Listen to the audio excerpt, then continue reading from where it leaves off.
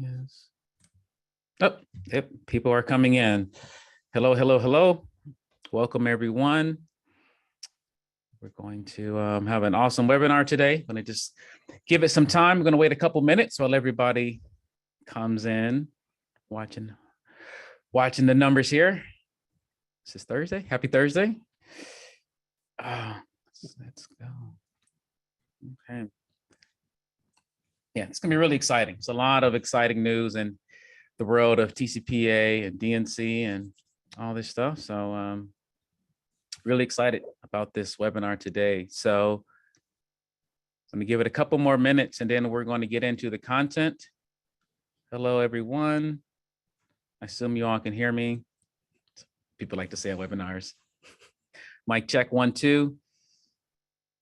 And awesome. You know, you see this flood of participants, you know, coming inside the webinar, then the numbers slow down. That's when you kind of know when to start, but we definitely want to stay on time. We're respecting everybody's time, and we're going to stop right at the end of the hour. But yes, it's all good. Thank you. And Stacy, good to see you, buddy. So definitely want to let people know, feel free to use the chat. If you got questions, use the Q&A box. If you have questions specifically, you want to get a specific answer. Definitely going to do our best to respond to everybody and get through all the content and get as much Q&A as possible. And let me see here. Okay, so 2 minutes, and let us go ahead and get the party started. Hello, everyone. My name is Arvell Craig with Contact Center Compliance, and I'm here with Eric Troutman, the czar of TCPA world, and we are here with another exciting TCPA webinar, right? We're going to talk about Berman, talk about wrong numbers, talk about arbitration provisions, and what makes them unenforceable, right? Because there's a lot of things happening right now, and we want to make sure that you can protect yourself, protect your companies from the biggest TCPA class action risks that's happening right now.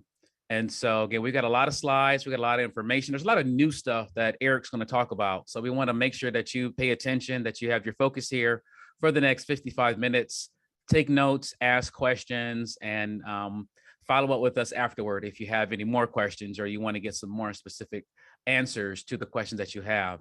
So we have a couple. We could open up the presentation. I have a couple other slides I want to talk about. We have a couple other things coming up. So before we get started, we want to point to you guys about a few things. Get that first slide up. It'll be up in a minute. And so the big thing is, I think the past couple of months, we've talked about stoplitigators.com. We want to make sure that you all, if you haven't yet registered, if you're not scrubbing your list for litigators, this is our crowdsourced free solution that you can upload your data and fight back, right, against predatory litigators. And also we have a crowdsourced solution. So there's many people all across the country who are uploading demand letters securely through the platform so that we can know and add to our database. We're adding more protection because it's not just us. It's not just a DNC.com thing. It's the whole industry coming together and sharing the data so that we can all be protected. So we just want to encourage you to support yourself, support the industry, and help us all to be protected. This is a free solution where everybody's benefiting when everybody takes part in, when everybody shares and lets us know. Again, it is protected, it is encrypted, it is completely secure. We do vet every demand letter. We don't just accept, you just give me a phone number and say, hey, this is a litigator. We will vet it, we will make sure it's real, and that we will put into our system. But just want to make sure that everybody participates, because this is a tool that's free for the industry, it's for the industry, and we can all be protected when we all use it. So just make sure to register stoplitigators.com and start scrubbing all your lists and all your data, and just, again, share your own demand letter so we can all be protected.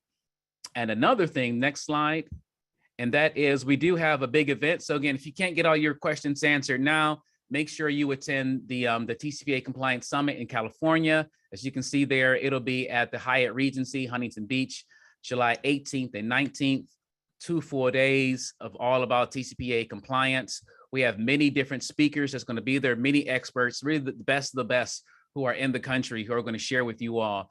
And again, early bird pricing is available, and there is a limited amount of space. It's not a big conference, right? It's not a big event. There's maybe 100, 150 or so slots. So there is limited space. So make sure that you don't delay and that you register now, get the best pricing, and make sure you attend the TCPA Compliance Summit in California. So that is that. And I think that's all the pre-housekeeping. So yeah, we're going to get into the content. Again, make sure you use the chat if you have questions. We did get some questions in advance. Thank you for asking those. If we have time, we'll address those. If you want to repost those into the chat, we will make sure we talk to you here live. But yeah, that is all I have to say. So I'm going to pass it over to you, Eric. You can go ahead and get started and let us know what is going on in the world of TCPA and class actions and what are the hot topics today. Well, thanks, Arvel, and thanks for having me. And everyone that's here, thank you so much for being here. This Berman case, in my opinion, is the biggest case of the year so far in TCPA world. Maybe it just got trumped 2 days ago by Javier. We're going to have to talk about that. Before I start, though, you guys have to go to the summit. It's going to sell out. It always sells out. People that go, they love it. Get your tickets early, because I know a lot of folks that went last year are going to want to go this year. Maybe they're sold out. You don't get to go. It's going to be sad. I, of course, will be speaking. I can't wait. I love it. And it's a great opportunity to hang out with me because I'm such a cool guy. And we got lunch and happy hours and after hour events. And, you don't have to pay my exorbitant, although less exorbitant rates now that I have my own firm, which is really nice. But still, I'm not a low cost provider. So take advantage, come hang out, get some free legal advice, get some drinks. It's good. All right, so let's get started. Many of you have seen this slide already. I just like to orient every time I do a presentation and remind ourselves that the TCPA is the single biggest litigation risk that is facing your institution. It's the biggest cash cow in litigation history. More multimillionaire plaintiffs' lawyers have been made under this statute than under any other statute in American history. And the plaintiffs' bar just keeps suing and suing and suing, and they're never going to stop because they're very sophisticated, they're very well funded, they understand the law. They follow TCPA world, so you should be following TCPA world too. And so just recognize that this risk is ever present. It's not going away. And then arguably, it is the single biggest risk facing your enterprise. I mean, forget inflation, forget the tight labor market, forget business rivals. The TCPA is the thing that is most likely to put you out of business if you're in certain industries. So just something to keep in mind. Remember, huge verdicts, billion-dollar verdicts, kind of all the rage, $250 million, $250 million verdicts, whatever. Biggest settlement in history was just last year. People think of the TCPA for some reason as something that's maybe old or kind of out of fashion following Facebook. It's just not true. The biggest cases have yet to be filed. The biggest settlements are still in the works. Trust me, this thing is going to be with us for the next 10 years at least. So just keep in mind, this thing continues to be a huge deal. And in addition, of course, I always remind people from a constitutional perspective, it is the single largest restriction on constitutionally protected speech in our nation's history. It's a blemish on the First Amendment.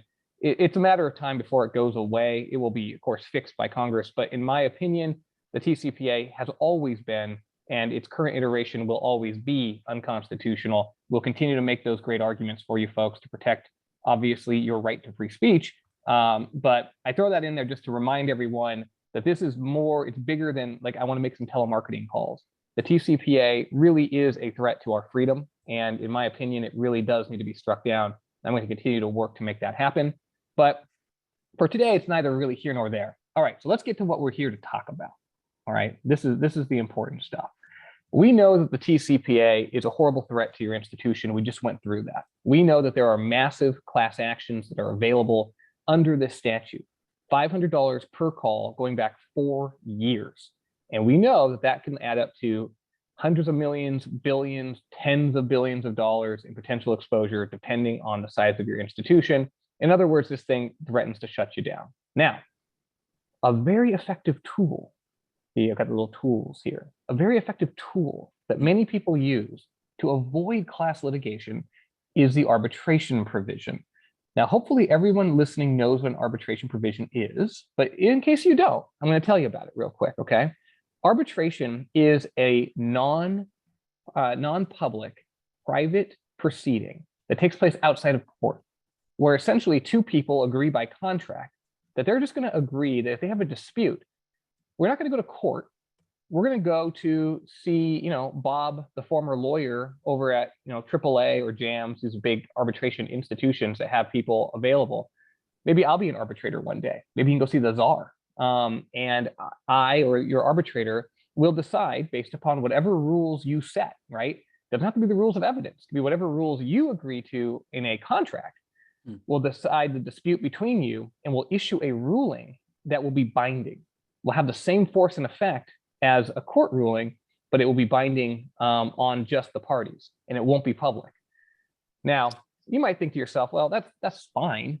And it's got some benefits. I can see it's private. I can see that it's streamlined. It can be faster. It won't take years, and it's probably less expensive. And all that is true.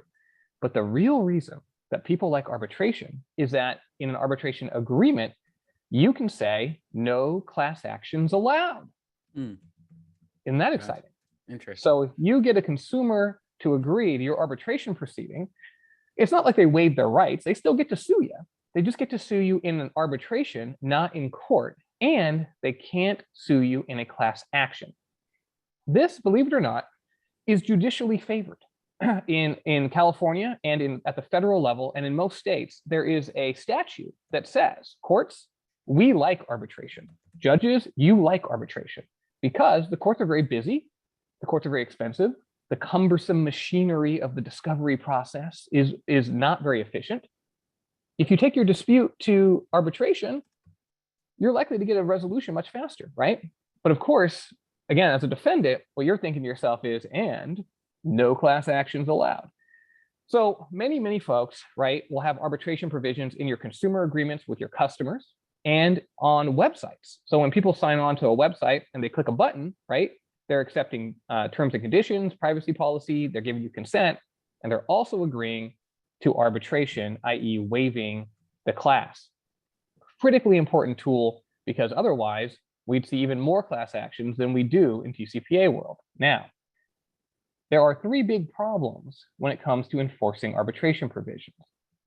One is the Berman case, and that's why we want to talk about this. Anyone who's listening to me that uses website submissions to get arbitration consent needs to understand that the rules of the game just changed in a huge way. And you need to understand what those rules are, or you're going to lose the game, man. And it's not going to be good. Second is where a plaintiff doesn't sign the arbitration agreement. And we see that all the time in the recycled number scenario, right? You're trying to call your customer. Your customer signed an arbitration agreement. So your customer can't sue you in a class action, but every single person that you're calling that's a wrong number didn't sign that arbitration agreement. So they can sue you, okay? So that's scenario number two we're going to talk about. And scenario number three, which is actually kind of a really big deal that people forget, which is, let's say you're a newspaper. I know no one here is a newspaper. I mean, no one even reads newspapers. But let's say you were a newspaper and you've got a subscription agreement that has an arbitration provision. And then your customer quit using your newspaper because, it's 1997 and they don't want the newspaper anymore. If you call them to try to get them back to your newspaper subscription, you are engaging in conduct that's now outside of the arbitration provision, maybe the courts will find, because the arbitration agreement was terminated when the subscription ended. And your post-subscription conduct is not covered by the arbitration agreement.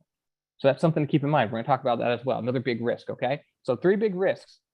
Your provisions on your web form submissions are not binding. It's a pretty big risk, right? Pretty big deal. Also, it hurts consent. The consumer didn't sign the agreement because you're calling the wrong number. And of course, you're trying to call a former customer on a win-back campaign. Those are your three big class action risks. And when you look at most class actions in TCPA world, you're going to see they come out of one of those three scenarios. All right, so let's talk about Berman. In Berman, the court answered this very simple question that is a very critical question that everyone can relate to, right? Because we all accept terms these days that we don't read. Under what circumstances can somebody who has a website bind a consumer to terms and conditions, including arbitration provisions and consents, folks? This applies equally to consents, that if a consumer never actually saw it or read it, right? what is the standard by which a court will say, well, I'm going to enforce it? Because we all know what happens, right? You go onto Amazon.com, you go onto Apple, you go onto whatever website you go onto, and you click a box and you hit the submit button. You never read those terms and conditions. They're like 85 pages long. I don't read them. And I'm, this glamorous lawyer. I don't read these damn things. So nobody reads these things, but the court still enforce them, right? So the question in Berman is, under what circumstances are we going to enforce these things? Right? Pretty important. And the court falls back on something that is a pretty basic legal doctrine. We see it all the time, right? And I'm going to give it to you. I know this is kind of legalese, but it's important to understand.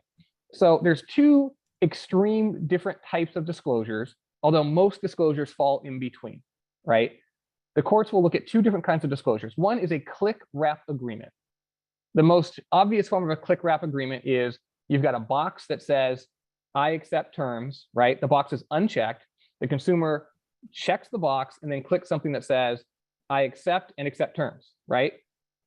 Very plainly, and you see this is used a lot for like Apple TV or something, right? The terms and conditions is a hyperlink. It's 85 pages long, but you have to click that button, click that box, and you click that button. In that factual scenario, it's called click wrap. It does not matter if you've never read the disclosure. It doesn't matter if you didn't click the hyperlink. That thing is going to be enforced against you 100 times out of 100, which is why all the big companies use it, okay? The other extreme version is called browse wrap. And browse wrap is actually going to become very important after Javier, but we'll talk about that at the end. Browse wrap is, you've probably seen this on websites, right? You go to a website and all the way down at the very, very, very, very bottom, there's like these little terms and conditions, right? It's just a hyperlink. And if you click the hyperlink, which you never even see because it's in like, one font at the bottom of the page, like way, way down there. If you click it, it says, by continuing to use this website, you agree to X, Y, and Z, okay? Courts generally are just not going to enforce that. It's like, it's ridiculous that a company would argue that a mutual assent, a contract has been formed. And let me back up. It's important to understand that all of this is based on the rules of contract, right? The rules of contract require mutual assent. So for instance, if you want to enforce your terms and condition on your website, the only way you can do that in contract is to prove that the consumer consented, provided mutual assent to that term. And so what I've just given you are the two ways that the courts evaluate that, at the extreme at least. In a click wrap where the consumer has clicked something saying, I agree, it's black and white, they agree. On the other extreme where somebody just kind of puts something in at the bottom, there's no reflection of assent, essentially staying on the website alone is not going to be sufficient for a court to enforce that agreement, okay? So that's the black and white rules. 1 second. Yeah, just to make sure. So back to the browser wrap. That means if you don't have a box to click, even if the terms are right under or right near the submit button, how does that? Because it's not a click, it's not a box, exactly. It's not an uncheck. So that's more the browser wrap option, or is that neither? You put your finger on the issue, which is that in truth, 99.9% of disclosures are neither complete click wrap or complete browser wrap. They're hybrids. There's someplace in between, right? And what Berman is really about is how far in one direction or the other can a disclosure be and still be enforceable. And unfortunately, as we're about to find out, it's got to be a lot closer to this than to this, unfortunately. All right, so let's take a look here. This is a fancy slide. It's going to slowly put some stuff there on the screen. And this is the law, okay? This is how the courts have really broken it down, right? Recognizing, to your point, Arvel, that very rarely is someone using pure click wrap and using pure browse wrap. It's not like everything's enforceable unless it's pure browse wrap, or it's not like nothing is enforceable unless it's pure click wrap. There's stuff in between. And when there's something in between, the court looks at two factors, right? Does the website provide reasonably conspicuous notice to the user? And does the consumer take some action, such as by clicking a button, to unambiguously manifest assent, right? That's what you're looking at.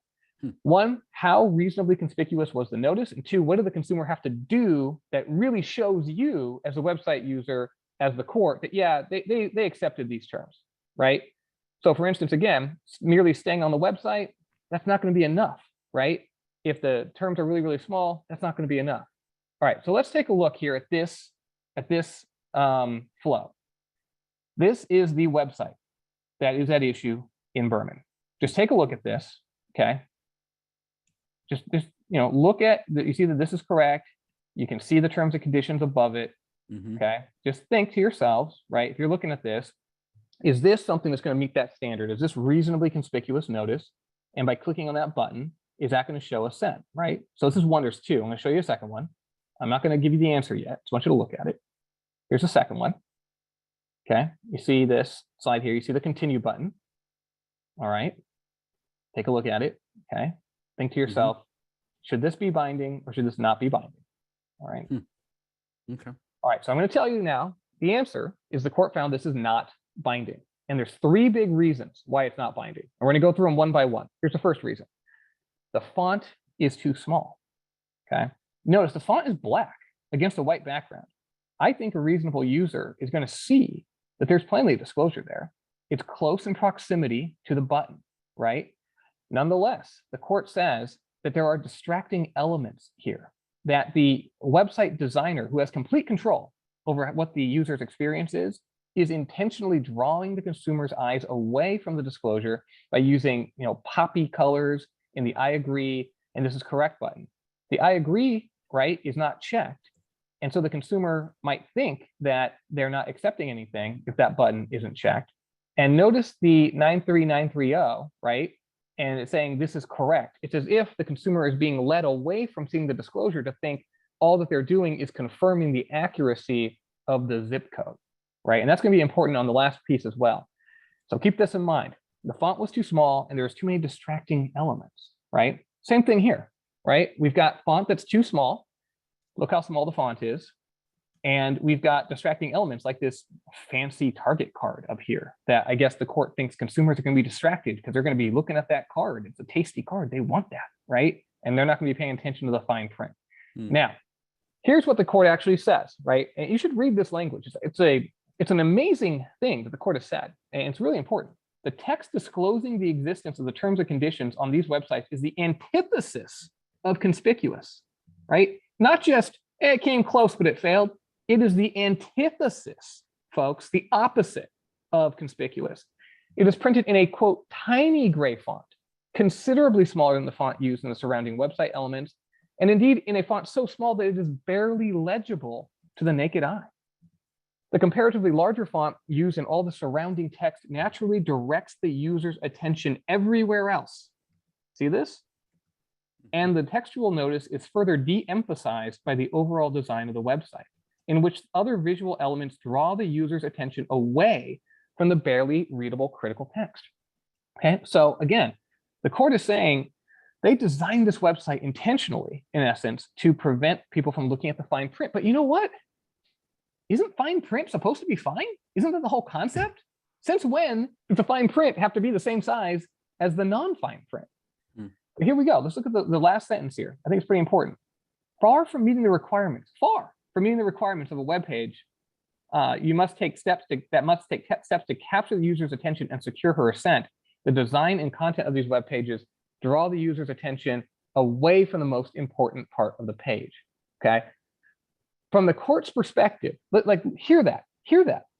The most important part of the page is the arbitration provision. That's weird.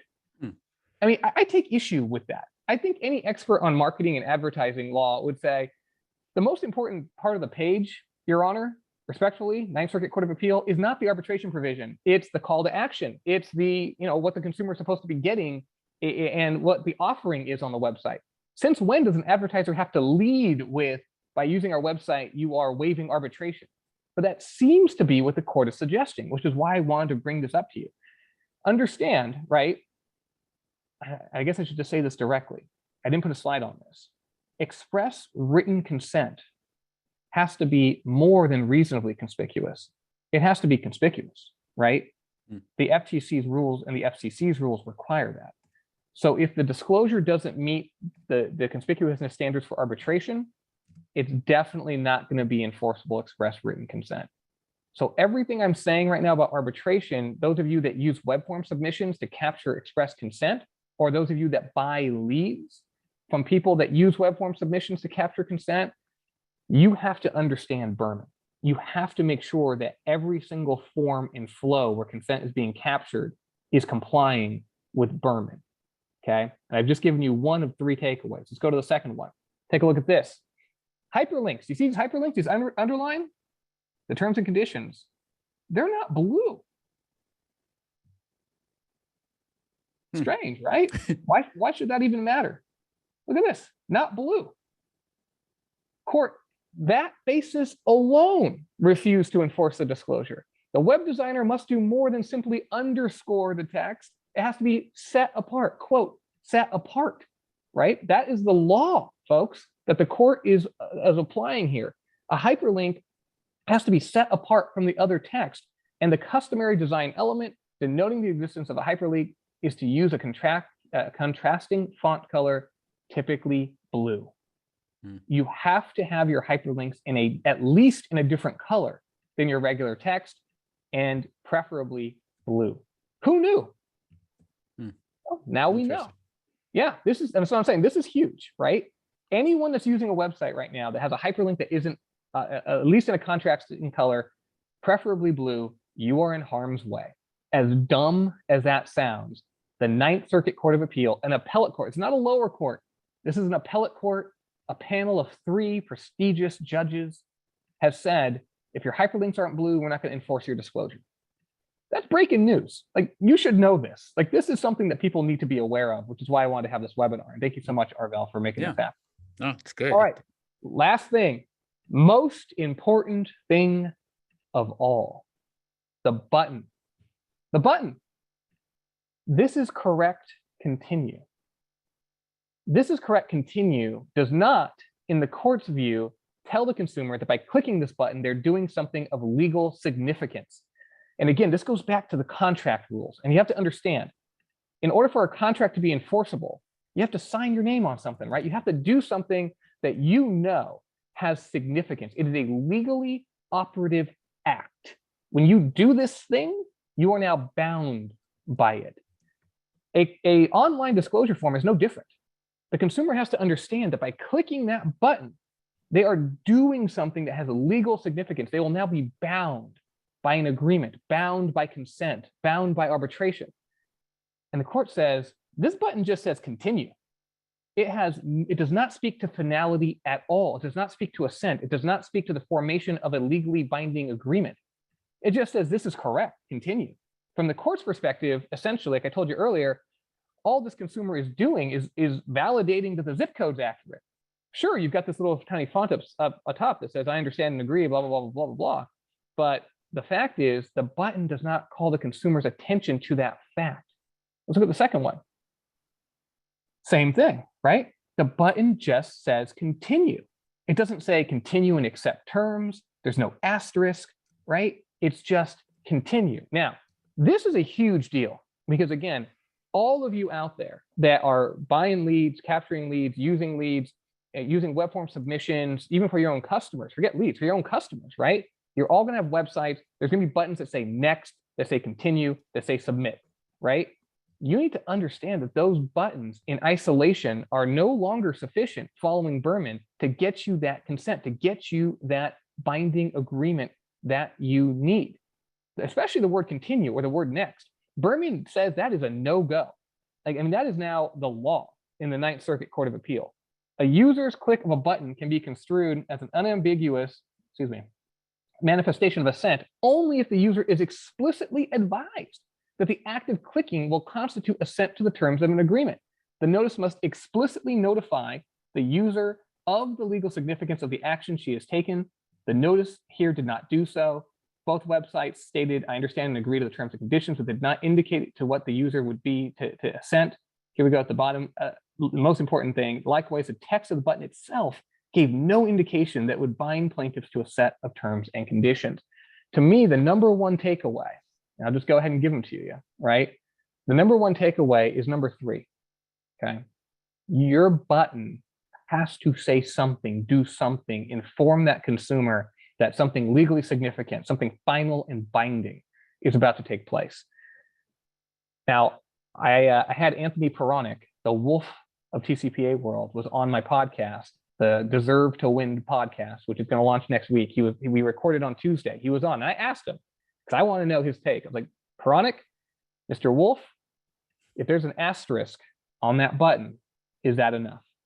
I think it's enough. I asked him, is that enough? You have to watch the podcast to see what he says. But the truth is, we are now going to have to battle for years in terms of what is sufficient. The court did us no favor. The Berman court did us no favors. It says in an appendix that, for instance, one thing that would be enforceable is if the button said continue and accept all terms. Well, I don't think anyone's going to have continue and accept all terms in your button. That's going to kill conversion. It's going to be very cumbersome. It's not very attractive from an aesthetics perspective. So that's not going to work. We're going to have to come up with something else. But the bottom line is that button has to have something, some visual element, some cue to that consumer. It can't just say continue and it can't just say next. I mean, I'm telling you guys that right now. You want some free legal advice? Here you go. Your button cannot just say continue or next if you expect it to be binding. Those days are gone before Berman or after Berman. That's why we're having this conversation. The font can't be too small. Your hyperlinks must be blue or at least contrasting. And your button has to say something or give that consumer some indication that they're accepting that something that is binding. Otherwise, it's not going to be enforceable. Eric, How's that for some takeaways? Go ahead, Ariel. Let me ask you one thing I was wondering that you didn't mention. I guess it didn't make a difference. The fact that that form only had the zip code at the place where they were submitting. It wasn't a phone number and it wasn't a name. Because I was wondering, yeah, just so that didn't make a difference. The fact that it just had a zip code. Because I'm wondering if you can add the consent to terms later after they submit the data later on in the funnel, later on in the submission process. It could be a secondary. I don't know. Just curious about that. Yeah. So remember, this case is about arbitration, right? Gotcha. And that's why the flow here was just the zip code, the terms and conditions, and then the this is correct. Obviously, there was no effort on this page to capture express written consent. Plainly, this is not express written consent. Plainly. You are correct. In order to get express written consent, there would have to be a phone number field. The phone number would have to be provided near in proximity to the phone number field or to the button in which the phone number field is submitted. There would have to be the express written consent disclosure. My point is the same rules are going to apply, right? You cannot, for instance, imagine a different form. Imagine instead of zip code, it said phone number, and then it had the proper consent language that the Troutman 9, right? All 9 elements of express written consent in the same font size. And underneath it said, this is correct, continue, right? Imagine that flow where it is a phone number, it does have express written consent, this is correct, continue. Under Berman, it doesn't matter that that is an above the button disclosure, for God's sake, still not enforceable because the button said, this is correct, continue, instead of this is correct, I accept terms, or something along that line. Or if the hyperlink wasn't, the hyperlinks to your partner page weren't blue, or the font was the same size, right? The same layout. That's what I'm saying. This is critically important because this is a page that looks at a zip code, and a lot of people, hopefully don't go to sleep. That's why your question is fantastic, Arbel. Some people might go to sleep and think, well, I don't have a zip code page, so I don't care. No, that's missing the point. Okay. Any page that has this layout, including for express written consent on a phone number, is going to be subject to the same rules. And that is why Berman is so dang important. Okay.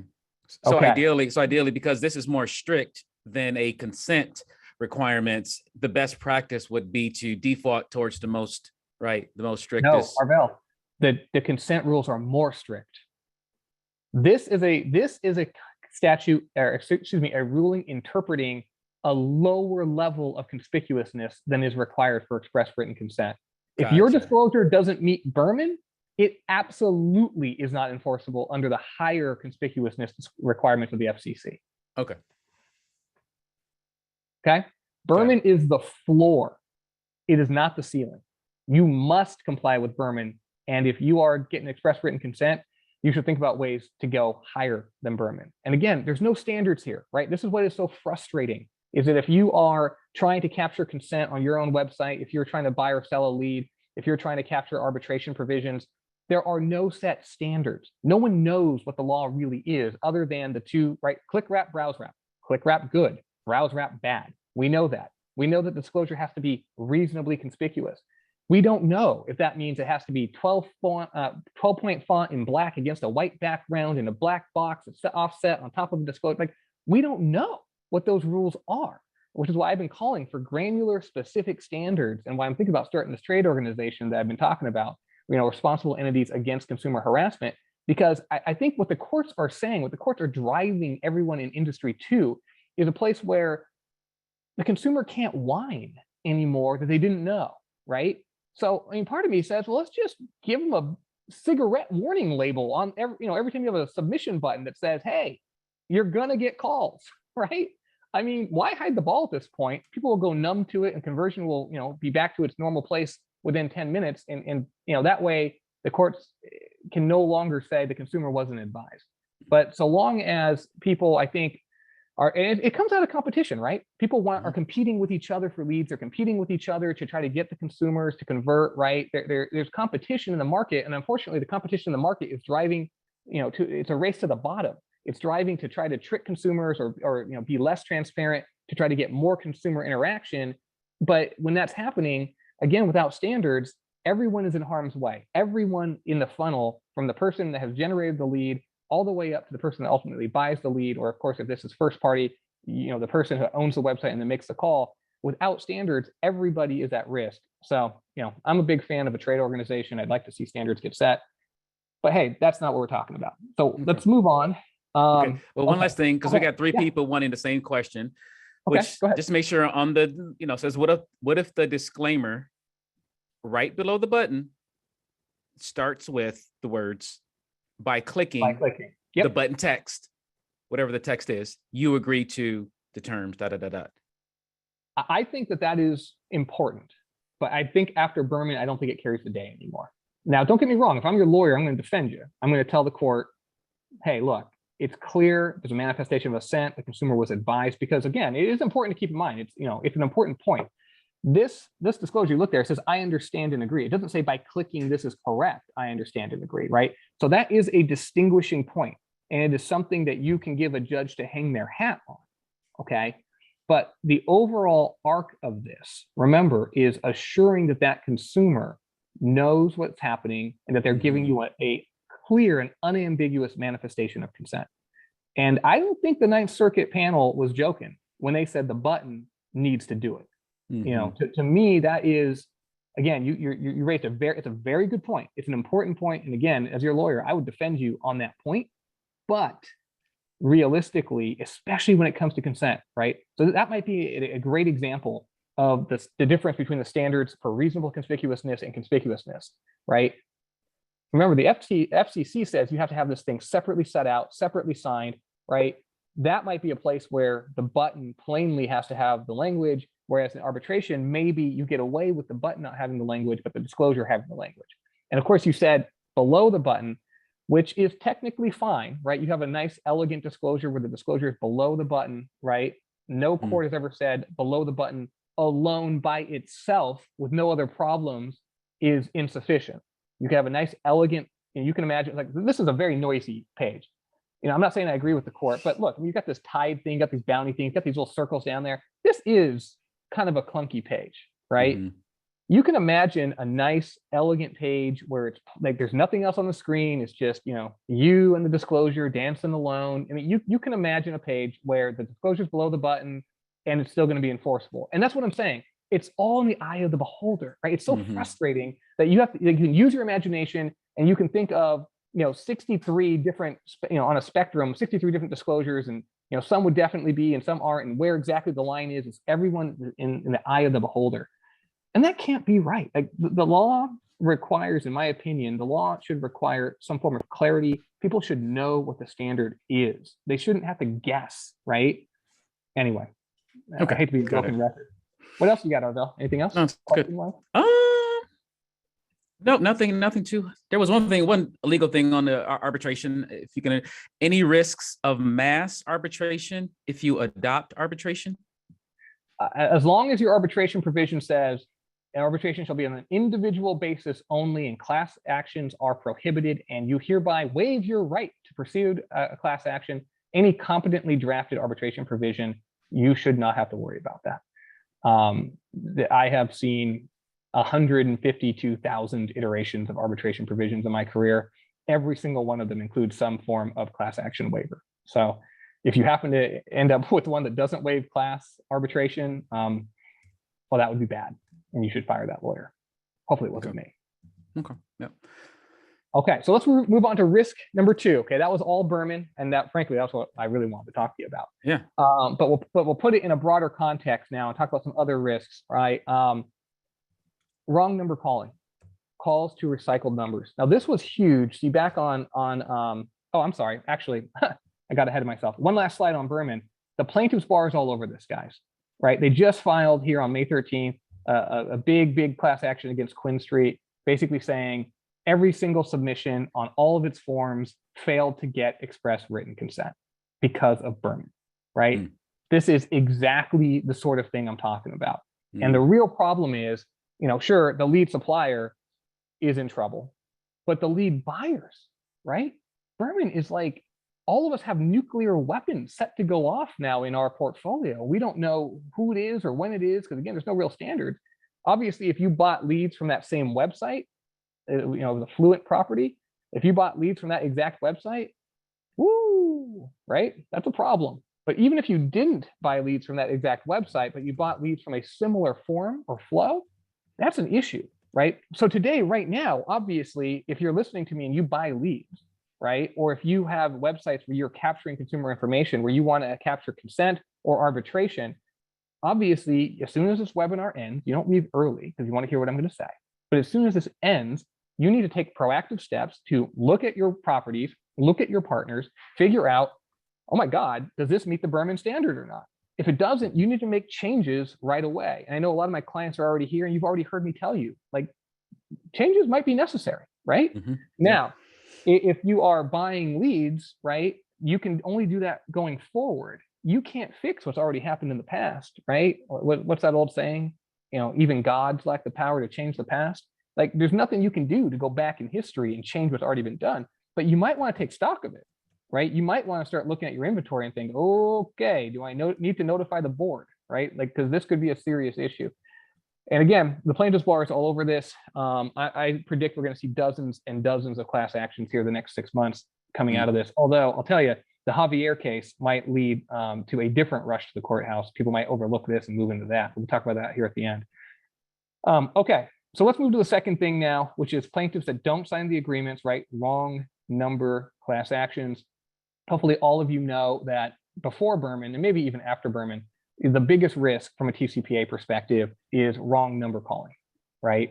Particularly recycled numbers. So I'm just plugging my laptop here. Particularly recycled numbers, but wrong number calling of all kinds is a problem. A major bank, Citibank, good company, that has fought TCPA litigation for many years and actually successfully defended a couple of class actions. They got hammered, like destroyed back in January. On a 7-year class of every wrong number they've called. And essentially, the plaintiff didn't even use data to certify the class. It just said, Judge, they've called wrong numbers. We'll figure out who the wrong numbers were later, but they've called wrong numbers. They know they've called wrong numbers. They can't deny it. We know they called wrong numbers. We've got a little bit of evidence they called it here and there. We'll find the class later, certify. And my information is that there's over 2 million calls at issue in that case that went to wrong numbers. Jeez. 2 million. And the case was certified. All right. And there was no arbitration agreements available because these were wrong number calls. These were not consumers who were the account holder that the bank was trying to reach. And obviously, with 2 million calls at issue over a 7-year span, that's $10 billion. Or sorry, not 10 billion, 1 billion. But 1 billion is still plenty. 1 billion is still plenty. Definitely. I wish I hadn't flubbed that though, because 1 billion would have sounded more powerful. I said it like $1 billion. Anyway, $1 billion, right? That's no joke. And so the point is, you need to constantly be aware of the risk posed by wrong and recycled numbers, and you need to be using the databases that are available, vendor solutions that will help you to identify subscriber information on the front end, at least give you a risk tolerance score, right? Is this phone number correlated in the public record with this consumer that you think you're trying to call, or is it not, right? And then you can decide what level of risk you want to take on. I might suggest not very much, but that's important. And of course, the wrong number database, the reassigned number database, not a wrong number database. That's actually a pretty big flub too. The reassigned number database. And we're going to talk about this, Arvel. I know DNC.com has a great product that's like an append to the database. You really got to hear about this. But you have to understand, the FCC thinks that it's gone and solved this thing. And I have to admit, like, I had a hand in this. Many of you already know the story, but back in 2015, on behalf of a very good bank, I was out there talking with the FCC and all of its commissioners and their staff about the recycled number problem. You know, essentially the argument was, how can you hold people strictly liable for phone calls when they're just trying to reach their own customer? And they know that the customer gave them the number. The customer didn't tell us that the number changed hands. We were doing nothing more than doing an outreach to the customer that the customer consented to on a number that the customer gave us, right? That surely that can't be a violation just because the customer changes numbers. And the FCC agreed, and the outcome of that discussion was something called the reassigned number database, okay, which was deployed. You know, it took them 5 years to get it done, but, you know, to their credit, they got it done. Now the FCC is doing a victory lap, right? They think this is the greatest thing since sliced bread. And the NCLC, which is the National Consumer Law Center, which is the big organization that purportedly represents consumers, but really they just represent the plaintiff's bar, the trial bar, but it's very, very, very powerful, both to the Congress and to the FCC. They're out there saying, I mean, it's right there, it's a quote. This is a quote out of their papers. The callers can easily avoid making calls to telephone numbers that have been reassigned because of the reassigned number database, right? So they're basically telling the FCC, and the FCC now believes that there's no risk to consumers, or sorry, to callers who are calling reassigned numbers because of this database. That means you better be using it, folks, right? The courts are not going to hear anything. The FCC is not going to hear anything that, you know, you're still in trouble. But the truth is, you are still in trouble, because the data in the database only goes back to October 1st of last year. Now, there's some data that goes all the way back to February 1st of last year. It's pretty spotty. But, you know, sure, if you're calling a live lead, you just got the number today, or you've got the number, you know, in the last 60 days, 90 days, sure, the database is going to be helpful to you. But if you're calling aged lead data from before October 1st, you shouldn't be doing that anyway. But if you are, the database isn't going to help you.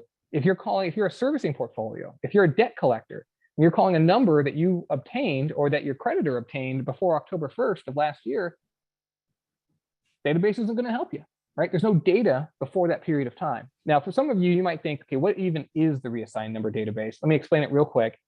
Since October 1st of last year, every single carrier has to provide a record of a permanent disconnect on any cell phone number to the reassigned number database administrator. Okay, so they're going to have a date.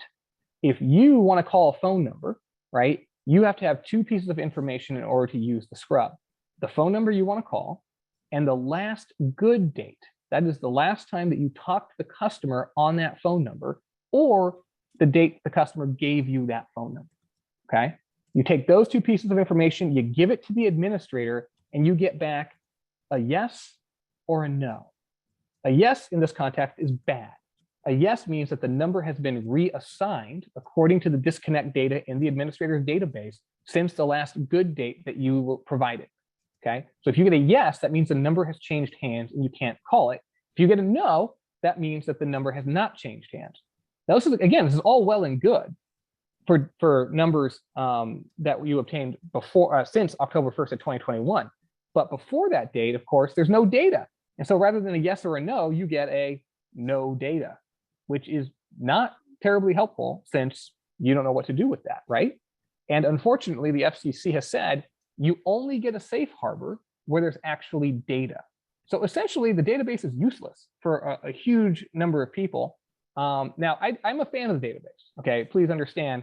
You know, I talk with the administrator, the president of the administration company. You know, they've gone on record on TCPA World, so I like them. Like, we're friends. I'm not trying to dog on them. But what I am saying is, currently, right now, it's not a complete solution. And so the commission and others in the courts that view it as a complete solution really have a problem. But luckily, Arvel, DNC.com, can help it to become more of a complete solution, I believe. Yeah. Great. Yeah, thanks. So, yeah, so I added a couple of slides in here just to make sure. I know you're, Eric, you're talking about the law and the class action, threats to all our companies. But the thing is that you see here on the slide, since 2017, contact center compliance has actually been helping our customers with reassigned numbers. So this is not a new solution as far as it's not a new problem. Company had numbers changed. They've always changed, right? And so, yes, the FCC came out with their database and their solution for everybody last year. But again, like you said, the data starts in October. But like the Citibank issue, that's old data, right? So we actually have a solution. We have multiple resources and databases, and we've been helping customers, like I said, for 5, 6, 7 years, solve this problem, since 2017. You see here, 100,000 wireless numbers are disconnected and are reassigned every day. So it is an issue. So like I said, it's not an option. You have to protect yourself. You have to clean your data and find out when those numbers change. And so we have multiple solutions. You go to the next slide. So again, we've been doing this for a long time. We have multiple solutions to help businesses. And we just wanted to make sure that everybody knew that we have a couple of different options for you. And before we get into the options we've had for years, we are a registered provider with the FCC. So we are an authorized agent to access the R&D. So all of our customers, if you need access into the government's R&D, we have access to that, and we can integrate that. We're integrating that into our solutions. Like you mentioned, that the operations of how do you do this through the government solution is clunky. It's not easy, and the data is very short term. But our solutions, it's not just the governments. We have a longer solution. We have solutions, again, that give you more access to more data. So you can go back years. Again, Citibanks, they were calling old data, texting old data, but again, it was their customers. So again, a lot of you are calling and texting your old customers, and we can solve for that. So just these two products, I just wanted to make sure everybody knew, and you can follow up with me and I'll connect you to a product specialist who can share with you how they work. But I just want to make sure that everyone knew that we have solutions, and we've been doing this since 2017. Go to the next slide.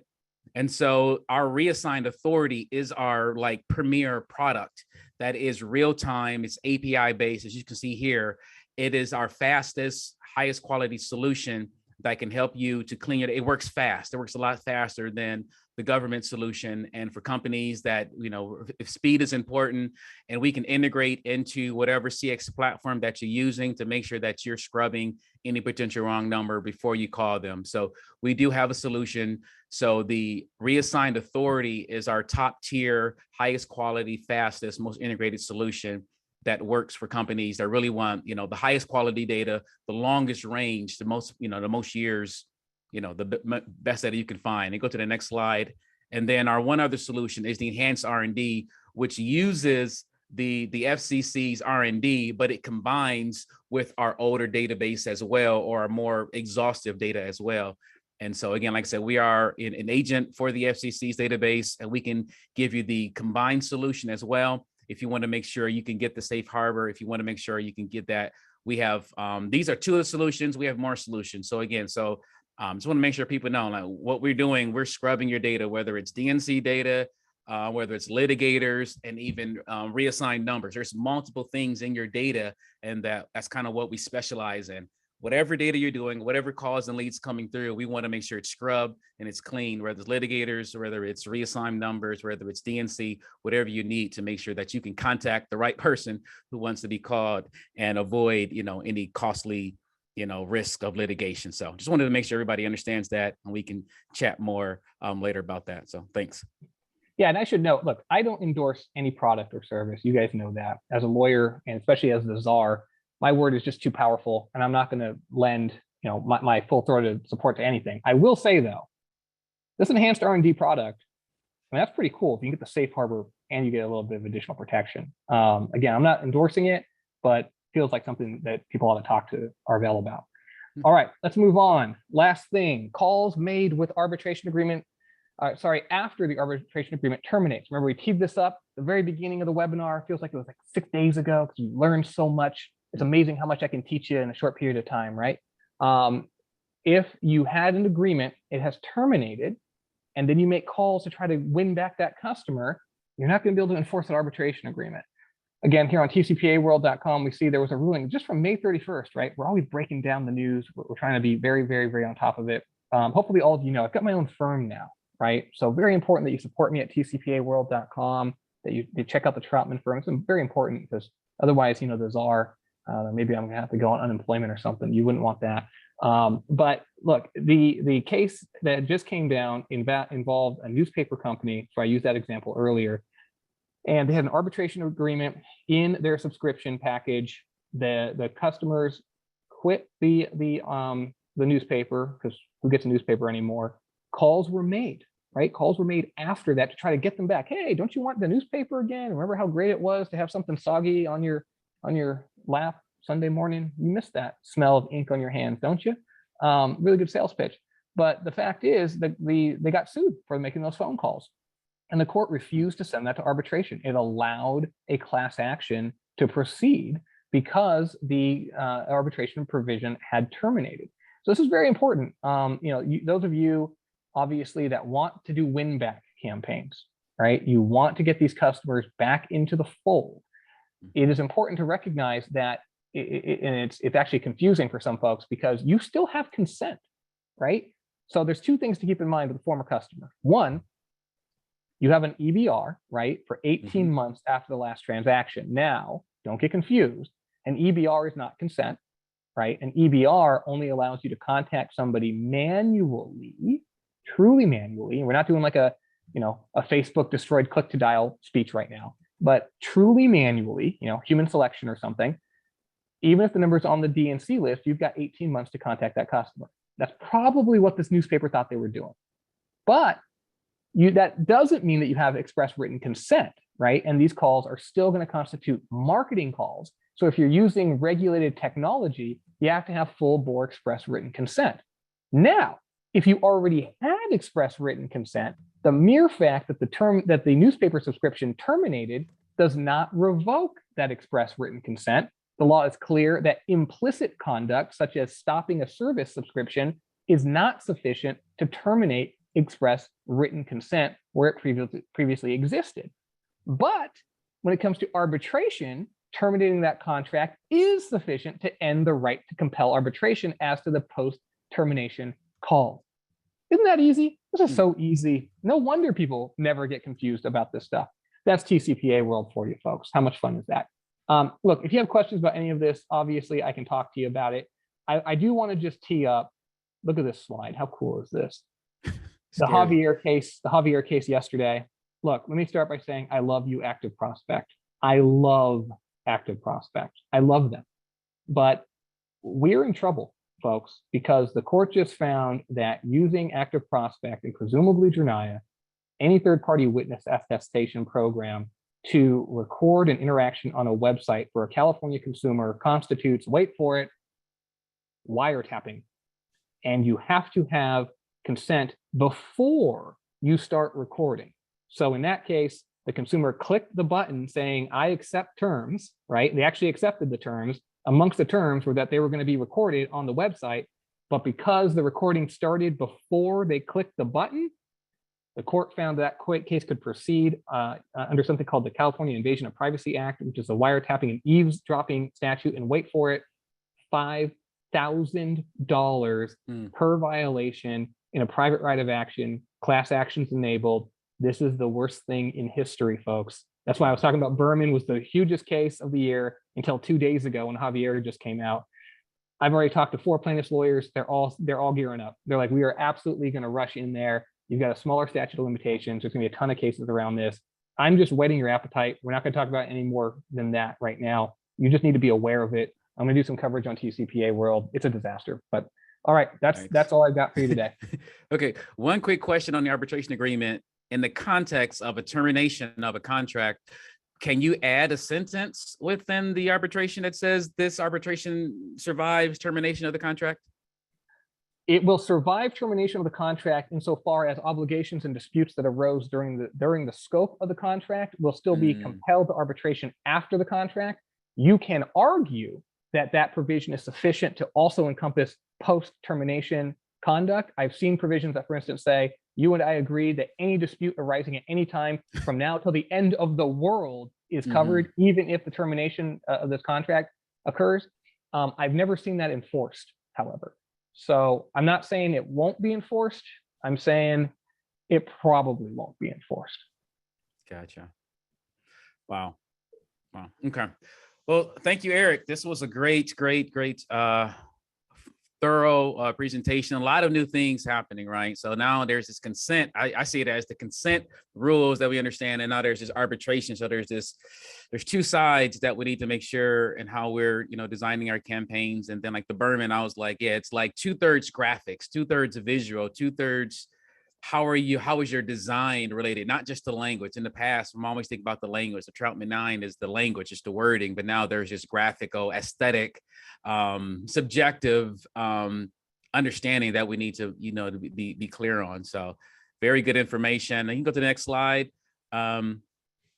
Let's see. So yeah, definitely everyone, again, want to remind you, check out stoplitigators.com.